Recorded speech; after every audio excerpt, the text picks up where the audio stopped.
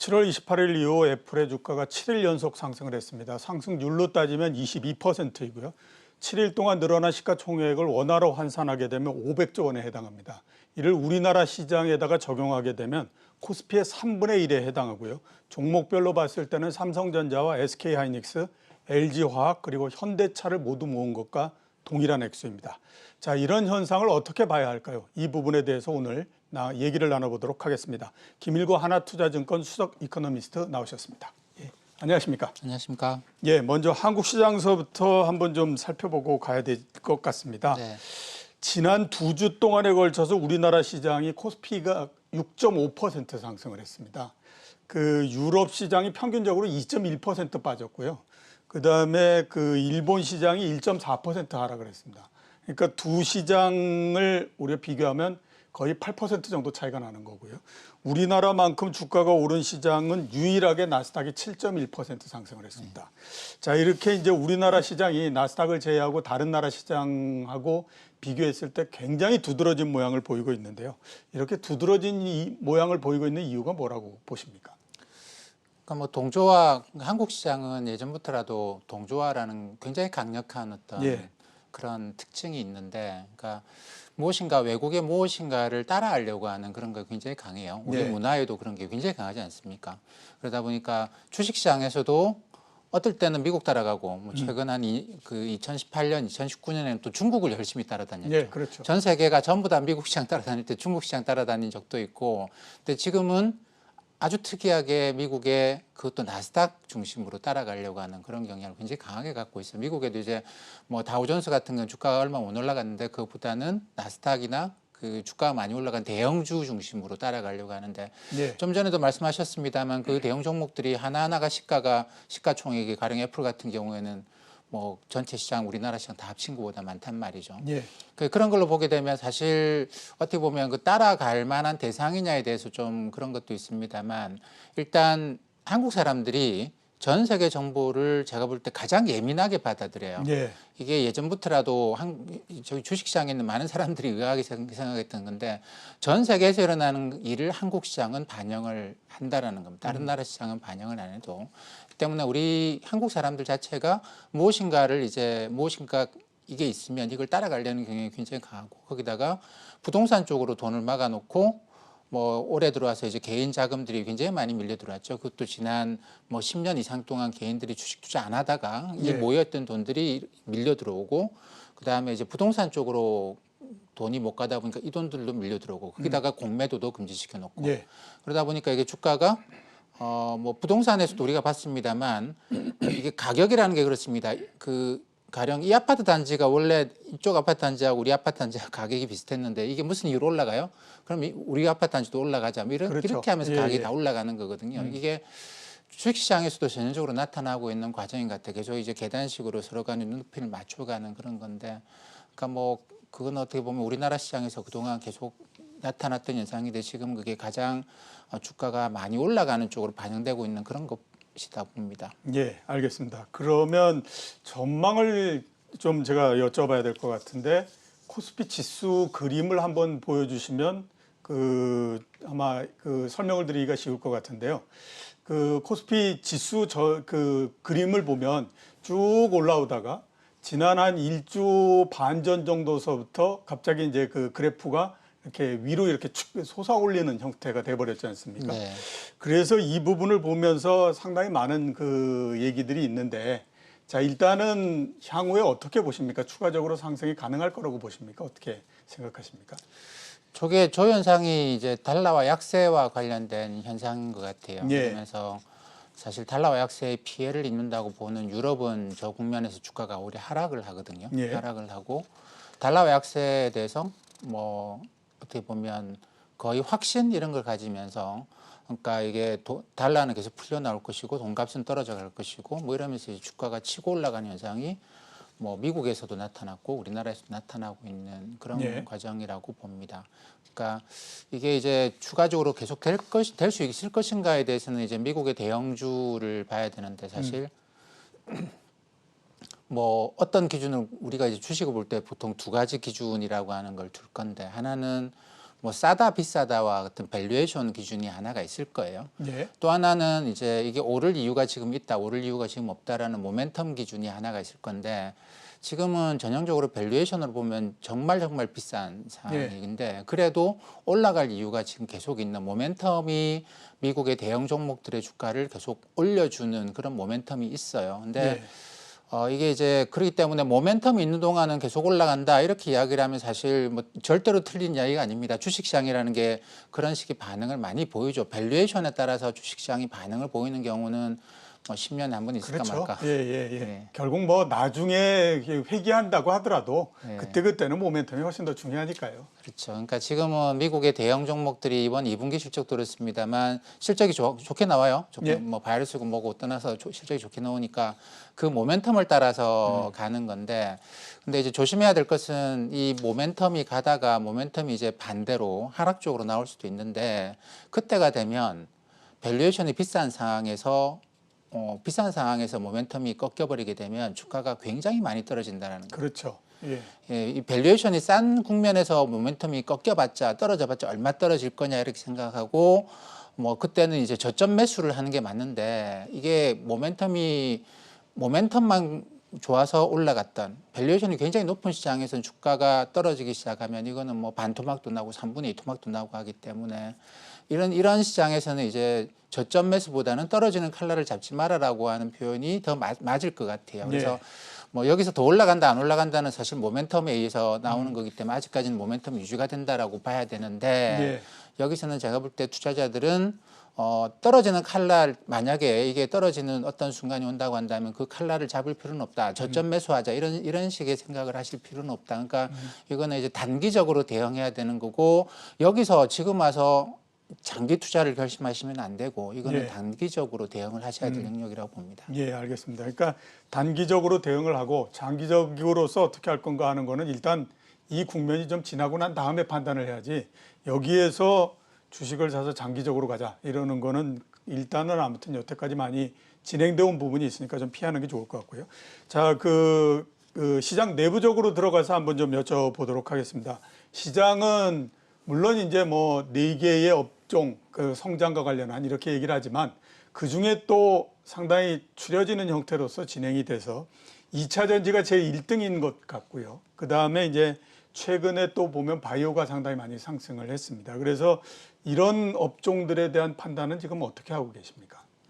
이것도 마찬가지죠. 뭐 실적이나 이런 게 아니고 그 성장에 대한 어떤 그런 기대감이라고 하는 거 갖고 있죠. 앞으로 세상이 어떻게 바뀔지는 모르겠습니다만 뭐 이런 과정을 거치면서 어쨌든 바이오 산업은 뭐 양적으로는 확장이 될 것 같다라는 것이고 그리고 최근에도 뭐 자동차 시장이 많이 바뀌고 있는 건 확실하고요. 그렇기 때문에 이쪽이 이제 성장하는 산업인 것만은 분명하다라는 거는 확실한 것 같아요. 근데 이게 이제 뭐 그러다 보니까 사람들은 지금은 성장성 있는 산업이 별로 없거든요. 우리가 잘 알고 있는 많은 산업들이 성장성을 못 갖고 있는데 그러다 보니까 이제 성장성을 갖고 있는 산업이 훨씬 더 비싼 값에 거래가 되는 거야 뭐 주식시장에서 너무나 당연한 현상인데 이게 이제 어느 정도 진행되고 나서 한번 조정을 겪고 나면 그 다음에는 옥석 가리기를 하게 됩니다. 옥석 가리기를 하게 되는데 그때부터가 이제 가는 종목 못 가는 종목 이렇게 나뉘게 되겠죠. 그렇기 때문에 이게 어쨌든 기대감을 반영하고 있는 거기 때문에 사실 저 같은 경우는 그렇게 이런 종목을 따라갈 수 있는 스타일은 아니에요. 모멘텀 중심으로 투자를 권하는 스타일이 아니기 때문에 뭐 이 종목들에 대해서 제가 어떻게 뭐 조언을 드릴 만한 그런 위치는 아닌 것 같은데 뭐 과거에 지나고 나서 보면 늘 그렇습니다. 늘 그러는데 이게 이제 과잉인 국면인 것만은 분명해요. 과잉인 것만은 분명하고 산업이 간다는 이유로 이 기업들이 주가가 갈 거냐라는 거는 과거 사례를 보면 100개 중에 1개 간다라는 거거든요. 또는 200개 중에 1개 간다. 뭐 가령 비행기가 처음 나왔을 때 미국이나 유럽 사람들이 얼마나 비행기 열광했겠습니까? 뭐 이 대서양을 횡단해서 이제 비행기로 사람이 왔다 갔다 하고 물건이 왔다 갔다 하는 어마어마한 일인데 그래서 미국에서 한 200개 비행기 이상 만들어졌대요. 그중에 남아 있는 게 지금 보잉이죠. 물론 합병도 많이 했습니다만 컴퓨터도 마찬가지죠. 컴퓨터도 마찬가지고 처음에 한 200개 이상의 컴퓨터 회사들이 난립했다고 하는데 거기서 살아남은 거는 뭐 IBM 이렇단 말이죠. 그렇게 보면은 이 지금 기업들이 과연 나중에도 살아남아 있을 것인가에 대해서는 분명히 생각을 하셔야 되는데 이게 이제 뭐 매일매일 이런 식으로 시장은 뭘 빼고 뭘 올리고 하는 게 아니고 한 번씩 조정받고 다시 올라갈 때 뭉텅이로 툭 하고 탈락시켜 버리는데 그렇죠. 예, 예, 예. 그 과정에서 이제 어떤 종목이 탈락될 것인가, 그러니까 뭐 한꺼번에 다 모든 종목들을 다 사람들이 버리지는 않을 겁니다. 그렇기 때문에 처음에 탈락할 만한 종목들은 가급적 빼야 되겠죠. 빼야 그걸 되고. 예, 그걸 이제 뭐 선구안이라고 한다면 그런 눈이 종목에서는 가장 중요한 거 아니겠나 싶습니다. 예, 알겠습니다. 자, 그 내부적으로 보면 또 하나의 변화가 특히 이번 주에 상당히 좀 두드러진 형태인 것 같다라는 생각이 드는데요. 증권주를 비롯해서 철강주도 올랐고, 물론 이제 지난주에 보면 반도체 이런 데도 굉장히 많이 올랐지만, 그러니까 전체적으로 그 그림 자체가 성장주라고 하는 것들을 그대로 보존시켜 놓은 상태에서 그동안에 떨어뜨려 놨던 종목들을 한꺼번에 이제 쭉 이렇게 막 끌고 가는 형태가 됐습니다. 그러다 보니까 종합주가 지수가 매일같이 1% 이상씩 막 올라가고 이런 형태가 됐거든요. 그래서 이런 매기의 형태를 우리가 어떻게 봐야 될 건가 하는 부분들이 앞으로 궁금할 수밖에 없습니다. 이거를 이제 긍정적으로 보면은 상승을 할 수 있는 대상이 넓어졌다 이렇게도 볼 수 있지만, 부정적으로 보게 되면 매기가 확산이 돼 버리는 형태이기 때문에 응집력이 떨어져서 시장이 앞으로 별로 좋지 않다 이렇게도 볼 수 있을 것 같거든요. 이런 현상을 어떻게 우리가 봐야 될까요? 글쎄 여기 대해서는 사실 이게 저변으로 확산되면서 이게 전체적인 상승을 끌고 갔기 때문에, 근데 사실 이거는 대세 상승 국면에서도 이런 현상이 나타나거든요. 그렇죠. 예, 그러니까 예. 특정 종목군들이 가는 게 아니고 전반적으로 이게 손바뀜이 일어나면서도 계속 이렇게 계단식으로 올라가는 그런 대세 상승 국면일 수도 있는데, 최근에 이 현상을 보는 분들은 뭐 글로벌 시장에서도 전략가들이 상당히 좀 우려하는 빛으로 봐요. 왜냐하면 그동안 뭐 언택트 내는 기술주 중심으로 가던 게 있는데, 이게 이 퍼져나가면서 가령 뭐 그렇죠. 백신이 트럼프 대통령의 이제 기대처럼 11월 달에 나올 수 있다라고 한다면, 아마 어젠가 골드만삭스에서 그런 리포트가 나온 것 같은데, 저도 뉴스로 봤습니다만, 이게 이제 그런 백신이 개발되고 하면서 이게 바이러스에 대한 우려가 좀 줄어들 건데, 이러면 경기 민감주 쪽으로 투자자들의 관심이 옮겨갈 것인데, 이게 주식시장에는 그렇게 긍정적인 것만은 아니다. 왜냐하면 이쪽에 아주 고평가되어 있는 종목들에서 사람들이 빠져나가는 일이 그렇죠. 생기거든요. 예, 예, 예. 이거는 굉장히 고평가되어 있고, 뭐 경기 민감주들은 사실 저평가됐다고 판단할 수는 없습니다만 이거에 비해서는 엄청나게 낮은 가격대거든요. 그렇기 때문에 사람들이 이쪽으로 옮겨가기 시작하면 이게 떨어지고 이게 올라가는 정도가 아니고, 이쪽이 시가총액이 워낙 크기 때문에 이 몇 개 종목들이 전체 시장 자체가 받쳐지기 어렵고, 그러면 이게 이제 그 경기 민감주가 올라가다가 시장 전체가 짓눌리는 일도 발생할 수 있지 않겠는가. 그러니까 그만큼 너무 소수의 종목 중심으로 뾰족한 탑이 만들어졌는데, 이 주기로 해가지고 이게 전체적으로 성을 쌓아 나가기는 어려운 과정이고, 그래서 이 경기 민감주로의 순환 과정에서 우리가 뜻하지 않게 어떤 조정 국면에도 들어갈 수 있지 않겠는가, 그런 생각은 해야 될 것 같아요. 예, 알겠습니다. 그런 현상이 2000년도 IT에서 나타나지 않았나라는 생각이 듭니다. 그러니까 그 당시에 타임워너하고 아메리칸 온라인이 합병을 했었는데 그거에 굉장히 좋은 재료였었거든요. 맞습니다. 근데 엉뚱하게 그 합병을 하고 난 다음서부터 미국에서 나스닥이 무너지기 시작해가지고 전체적으로 난리가 나버렸기 때문에, 지금에서는 호재가 정말로 호재로 작동할지 악재가 정말 악재로 작동할지 진짜 모르겠는 상황이다 이렇게 이제 보입니다. 자, 개인적으로 관심을 가지시고 있는 업종이나 종목 이런 거 있으십니까 혹시? 뭐 저는 이제 경기 민감주 쪽으로 사람들이 결국 갈 수밖에 없다고 생각을 해요. 그렇기 때문에 뭐 지금 이 뾰족하게 올라간 쪽으로는 사실 모멘텀 플레이어들로서는 여기에 관심을 계속 가지시고 싶으실 건데, 어쨌든 이게 추가적으로 치고 가는 데는 이제 힘이 상당히 좀 많이 약화되고 있는 과정이라고 저는 판단을 합니다. 왜냐하면 백신 이런 이야기들을 계속 하니까 언제까지 언택트냐 이런 생각을 할 수밖에 없거든요. 그래서 주식시장이라고 하는 거는 뭐 아주 뭐 대단한 뭐 똑똑한 사람들에 의해서 만들어지는 게 아니고, 그냥 아주 일반적인 사람들이 만드는 곳이고, 여기는 그냥 시장하고 똑같은 거거든요. 시장에서 사람들이 하는 이야기, 그게 어떻게 보면 시장을 움직일 건데 언택트라고 하는 게 그게 움직였던 시장이고 그러다가 이제 사람들이 백신이 어떻고 이게 뭐 치료제 물론 아주 효과적인 건 나오지 않겠습니다만 지난 봄처럼 우리가 그렇게 두려워해야 될 그런 상황은 좀 지나간다고 보면 올해 네. 가을 겨울 지나면서 그럼 사람들은 뭐 언택트라는 이야기를 하면 아유 그 뭐 저기 좀 이제는 좀 아닌 것 같은데 사람들이 돌아다니기 시작하잖아요라고 하면서 그동안 안 올랐던 종목들하고 이 가격 차이가 너무 큰데 뭐 그러면서 이제 그쪽 종목들에 관심을 가지게 되지 않겠는가. 그래서 경기 민감주를 보는데 경기 민감주 중에서도 저는 특히나 지금은 조금 이런 감은 있습니다만 건설 내년에 가서는 이제 네. 건설 왜냐하면 지금 고용은 어떻게 해도 개선되기가 어려운 상황이라고 봐요. 그렇죠. 예, 예. 근데 고용을 개선시키려 그러면 고용은 이제 주로 서비스 업종에서 나왔는데 사람들이 여행 안 다니고 이런 거 굉장히 꽤 오래 갈 것 같단 말이죠. 그러면 결국은 이제 내년에 가서 미국의 새로운 대통령이 할 수 있는 정책은 특히 미국은 또 인프라 투자가 또 안 일어난 네. 나라예요. 인프라가 굉장히 노후된 나라죠. 그러다 보니까 그쪽에서는 내년에 결국은 인프라 중심으로 해서 하지 않겠는가. 그래서 올해 미국의 대통령 선거 이제 마지막 단계로부터 해서는 결국은 건설 쪽으로 미국 주식시장의 움직임이 넘어가지 않겠는가 그렇게 생각을 합니다. 예, 알겠습니다. 그래서 건설주를 좀 관심을 가지셨으면 하는 말씀을 하셨습니다.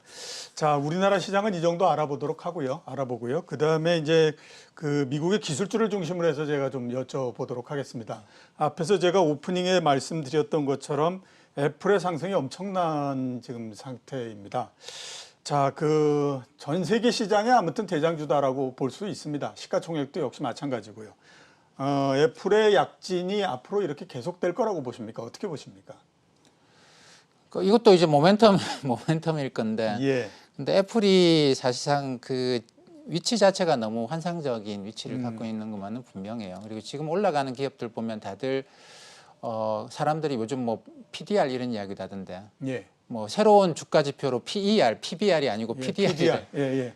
2000년에는 PSR이었었는데. 예, 그렇죠. 그죠? 그러니까 주가에 대해서 매출액이다 이러면 PSR, 주가에 대해서 이익이다 그러면 PER 이러는데 PDR은 주가에 대해서 예. 꿈을 얼마나 키울 수 있느냐 뭐 이런 거라는 것이죠. 이게 광범하게 많은 돈들이 사실 뭐 밸류에이션은 이런 거 생각 안 하고 그리고 부동산에 올라가는 걸 보면서 사람들이 밸류에이션 따지는 건 큰 의미가 없다라는 걸 느낀 것 같아요. 예.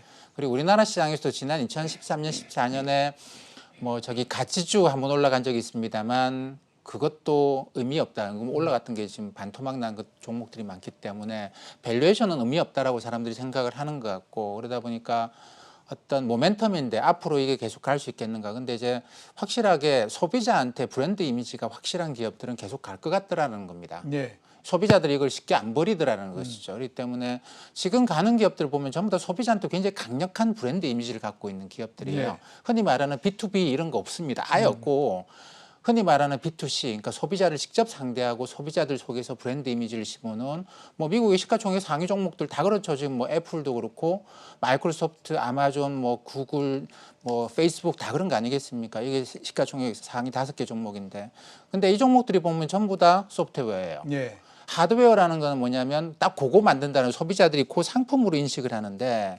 소프트웨어라는 건 앞으로 얘가 뭘 더 만들지 모른다라는 거. 이 5개 종목들이 전부 다 공통적으로 갖고 있는 것도 그런 겁니다. 네. 여기 또 테슬라도 치고 오르는데 테슬라를 전기차 회사로 보면 저는 안 된다고 봐요. 이거는 전기차 회사가 아니고 자율주행 이것도 역시 마치 소프트웨어죠. 전 세계 전기차를 팔고 전 세계에서 정보를 교통과 관련된 정보, 사람들의 운전 습관, 그다음에 그 나라의 도로 환경, 터널이 어떻고 이런 것들의 정보를 끊임없이 수집하고 거기서 이제 자율주행의 단계를 더 높여가는 이런 기업들이 지금은 그렇게 비싼 값을 받고 있는데 이 기업들이 뭐 이러다가 조정을 받긴 하겠습니다만 사람들은 그러는 것 같아요. 아니 그래도 또 가겠지 뭐 이런 예. 식으로. 이거 말고 다른 기업들은 딱 그거예요. 너무 딱 그거. 그러니까 사람들이 꿈을 키우려고 그래도 그 제품에서 꿈이 이렇게 딱 거기서 그냥 멈춰버리는 이러는 예. 건데 이 기업들은 한결같이 브랜드 이미지를 계속 키워가고 있고 소프트웨어 중심을 하고 있기 때문에 얘들이 뭐 물건을 만들면 또 다른 거 만들 수도 있거든요. 그리고 어떻게 보면 이 기업들이 다른 제조업을 앞으로 하나씩 장악하고 들어갈 가능성이 굉장히 크다고 봐야 됩니다. 예. 그러니까 지금은 유통업체도 처음에는 IT 업체로 시작을 해요. 의료업체도 아마 처음에 IT 업체로 시작할 수 있습니다. 그러면 이제 뭐 우리가 산업재 만드는 에너지 기업들은 처음에 IT로 시작 안 하겠는가? 그렇게 보면 요 기업들의 경우에는 사실 우리가 눈여겨 보긴 봐야 되겠죠. 이거는 그래서 제가 볼 때는 이제 이 다수 종목 중에 대장주는 계속 나오지 않겠는가라고 예. 생각을 합니다. 예, 알겠습니다. 자, 뭐 미국의 기술주에 대해서 좋다는 얘기들을 굉장히 많이 하기 때문에 제가 반대쪽에서 한번 좀 여쭤보도록 하겠습니다. 지금 이제 미국의 기술주가 굉장히 좋다라고 하는 논리 중에 하나가 뭐냐면 특히 2000년도 IT 버블 때하고 비교했을 때 2000년도 IT 버블 때는 그냥 어떻게 생각하면 불분명한 미래를 얘기를 했던 거였고 지금은 보여주지 않느냐. 애플이나 뭐 마이크로소프트나 구글이나 이런 걸 아마존 이런 걸 통해서 보여주지 않느냐. 이런 얘기들을 합니다. 근데 이제 또 그거에 대한 반론이 뭐냐 하면 그거는 2000년도일 때의 탑에 있는 기업들이 아니라 중간 이하에 있는 기업들이 불분명한 거하고 지금의 애플이나 이런 것들을 서로 비교하기 때문에 그렇지. 그 당시에도 탑의 기업들은 인텔이나 시스코 시스템스나 이런 것처럼 굉장히 좋은 기업들이었고 그 당시에도 엄청나게 많은 돈을 벌고 있었고 시스코 시스템스 같은 경우로 한번 우리가 생각해 보면 앞으로 인터넷을 깔려고 그러면 라우터가 모두 다 필요하기 때문에 이건 거의 무한대의 그 수요가 발생할 수 있는 건데 그거하고 이거를 비교해야 되는데 지금 보면 시스코 시스템스나 인텔이나 이런 것들도 상당히 약해진 걸 보면 지금에 있는 기업들도 시간이 지나면 약해지지 않겠느냐라고 하는 얘기들을 상당히 많이 합니다. 그러면서 이걸 이제 기술주의 한계로서 얘기를 하고 있거든요. 이런 생각에 대해서는 어떻게 생각하고 계십니까? 글쎄요, 기업의 주가를 적정 주가 밸류에이션을 그 기업이 만드는 뭐 물건으로 주가 밸류에이션을 한다 그러면 사실 옛날에 뭐 시스코든 인텔이든 지금 삼성전자든 요 물건을 갖고 꿈을 키우면 요게 앞으로 어떻게 얼마나 팔릴 것이다라고 생각을 해보면 근데 사실 물건이라는 거는 결정적인 단점이 이 물건이 나오면 다른 제조업자가 이걸 뺏길 수 있어요. 그렇죠. 예. 네, 뺏기게 됩니다. 그렇기 때문에 아무리 좋은 물건을 만들어놔도 시간이 지나면 결국은 이게 경쟁 환경이 되고 물건값이 올라가지 못하는 그런 문제가 발생합니다. 그렇죠. 근데 이게 소프트웨어라고 하는 거는 그런 문제가 없죠. 거기다가 소비자들의 이 마음속에 박혀 있는 브랜드 이미지는 그런 게 없기 때문에 그래서 뭐 이거는 지금 나타나는 이 기술주들의 약진은 사실 그렇게 처음 있는 현상은 아니에요. 예전부터라도 계속해서 그랬죠. 네, 예. 소비자 브랜드가 강한 종목들로 한 번씩 특히나 뭔가 세상이 좀 불안하고 그럴 때는 사람들이 소비자들한테 강하게 그 어떤 강한 이미지를 심어놓은 그런 기업들로 막 몰려드는 그러면 그 주가가 막 올라가는데 예전에 60년대 말 70년대 초반에 미국에서 니프티 50라고 그렇죠. 하는 현상이 있었던 예. 저는 지금하고 비슷하다고 보는데 그때도 이제 근사한 50종목을 갖고 가는데 뭐 존슨앤존슨, 뭐 코카콜라 이런 디즈니, 뭐 사람들이 이거는 결코 안 버릴 거야라는 종목들로. 근데 이게 진짜로 근사한 50종목을 해서 니프티 50라고 이야기를 했다는 사람도 있고 어떤 사람은 PE가 다 50배가 넘어서 예. 진짜 비싼데 그래도 사람들이 여기 몰려들더라는 겁니다. 얘들은 안 망하겠지. 물론 그 50종목 중에서도 없어진 기업들이 한 두세 개는 있어요. 하지만 이 기업들은 그때 그렇게 비싸다가 그 다음에 조정을 70년대 받고 그 다음에 그때랑 지금이랑 주가 비교하면 또 어마어마하죠. 그러니까 그렇죠. 아주 장기적으로 보면 주가라고 하는 걸 무엇으로 설명할 수 있겠느냐. 그 기업이 지금 이익을 얼마 번다가 아니고 그 기업이 과연 소비자의 마음을 잡고 있느냐. 그리고 이게 앞으로 경쟁을 그러니까 남들이 못 뺏기고 갈 수 있겠느냐. 이거에 의해서 결정된다라고 하는 거는 그거는 맞는 이야기인 것 같아요. 근데 네. 지금 와서 그렇게 생각을 하고 이걸 장기 투자가 들어가는 시점은 아니라고 하는 것이지. 어쨌든 기본적으로 그 기업들을 그렇게 보는 것은 피할 수 없을 것 같아요. 예, 맞는 얘기다. 이렇게 이제 우리가 정리해 볼 수 있을 것 같고요. 자, 기술주는 이 정도에서 마무리를 하고 그 다음에 금리에 대해서 좀 여쭤보도록 하겠습니다. 미국 금리를 한번 여쭤보면 10년물 이하 금리가 다시 사상 최저 부근까지 다 내려왔습니다. 그러니까 상당히 이제 금리도 떨어져 있는, 그러니까 채권 가격도 상당히 높아져 있는 상태인데 앞으로 전망은 어떻게 보십니까? 최근에 나타난 움직임 자체가 큰 돈들이 이 주식시장을 좀 이탈하는 경향이 확실히 강해져요. 예. 그러니까 여기서 이탈하면서 이제 금으로도 가고 채권으로도 가고 그러는데 그러니까 주식도 강세, 금도 강세, 채권도 강세 이런 상황입니다. 근데 이게 이제 다 달러와 약세라는 현상으로 설명이 되긴 하는데 어쨌든 사람들은 이제 이거 자체가 어떻게 보면은 돈값이 떨어진다. 근데 중앙은행이 금리를 꽉 붙잡고 있을 것이다. 예. 그래서 돈값이 더 계속 떨어지도록 만들 것이다. 이런 데다가 배팅을 하고 있는 것 같아요. 그러다 보니까 이제 근데 주가가 너무 많이 올라가니까 큰 자금들은 여기서 떨어졌을 때 옛날에 사례들이 있기 때문에 이걸 이제 금이나 이런 식으로 해서 분산시켜 나가는 그런 과정인 것 같습니다. 예. 그 금리도 사상 최저치까지 다시 내려간 그런 상황인데 이걸 뭐 어떻게 보면 경제가 안 좋아진다, 채권 시장이 그런데 배팅한다라고 생각할 수도 있습니다만 그러기에는 금리 하락폭이 그렇게 크지가 않아요.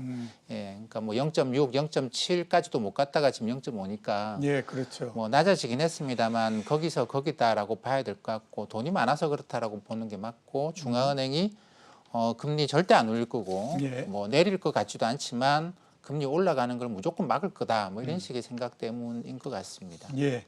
자, 금리 관련해서 한번 좀 여쭤보고 싶은 게 이제 지난 10년 동안은 어떻게 생각하면 금리를 내리는 목적은 실물 경제 쪽에다가 포인트를 주기 위해서였는데 그쪽에는 뭐 별로 그렇게 크게 역할을 한 것 같지는 않고요. 오히려 이제 자산 시장에서 가격을 굉장히 끌어올려 버리는 형태를 했습니다. 그러다 보니까 이제 실물 쪽의 회복 이거의 그 통로는 상당히 지금 약해져 있는 상태라고 보이는데 이렇게 저금리를 굉장히 장기적으로 했음에도 불구하고 실물 경제가 회복이 되지 않고 있는 그런 가장 큰 이유가 뭐라고 보십니까?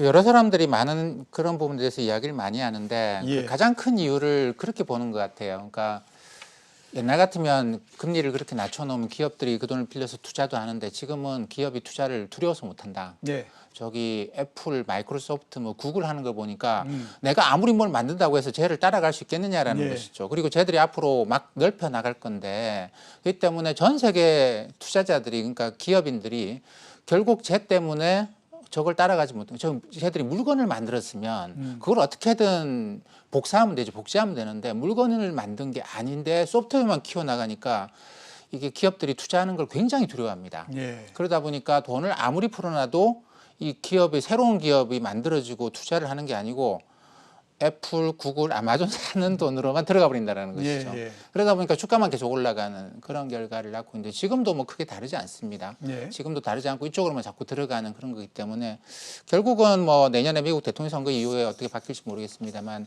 규제를 함으로써 미국은 또 반독점법 이런 게 있거든요. 그렇죠. 예. 아주 강력한 반독점법이 있어서 그러니까 이 법은 어떤 역할을 하느냐면 이게 1890년대 그때 이제 철강 회사들 독점, 예. 카네기 뭐 이런 사람들 활동할 때 그때 철강 회사들이 뭐 그때는 최강이었죠. 그렇죠. 계속 합병하면서 규모를 키워가니까 그때 만든 법인데 요게 이제 요 기업들이 규모가 커지게 되면 조그마한 기업부터 규제를 하는 게 아니고 이게 커가지고 국민이 이만큼 차지하게 되면 그때부터 이제 반독점 조사가 들어가고 쪼개 들어가기 시작합니다. 예. 그러면서 여기서 만들어진 이게 가령 혁신이라고 한다면 한 군데서 막 만들어진 혁신이 철강 산업에만 머물지 못하게 하고 이걸 쪼개서 딴 데로 가도록 하는 그런 굉장히 강력한 법이 존재를 해요. 그렇죠. 예. 그러니까 결국 제가 볼 때 이거는 반독점법 이런 걸로 해서 이 기업들을 이제 쪼개고 들어가도록 해야지만 끝이 나는 그런 건데 그게 어떻게 보면 미국의 혁신 하나만 키웠다가 그게 나중에 반독점법 가지고 독점법 가지고 요걸 전 사회에 퍼뜨려 나가고 하는 그런 과정일 건데 그러다 보니까 이 큰 기업들이 소프트웨어만 계속 하고 있는 거죠. 소프트웨어만. 그렇죠. 나중에 그걸 당할까 봐서 그렇게 예. 하고 있는데 어쨌든 이거 뭐 정치권하고 기업 사이에 산업 사이의 관계인데 내년에는 아마 변화가 좀 오게 되지 않겠는가. 뭐 대통령 선거할 때마다 그런 이야기를 해오긴 했는데 예. 이제는 좀 더 두고 보기에 좀 어렵지 않겠나 생각합니다. 예, 알겠습니다. 자, 오늘 나와주셔서 대단히 감사합니다. 네, 감사합니다. 예, 지금까지 김일구 하나투자증권 수석 이코노미스트였습니다.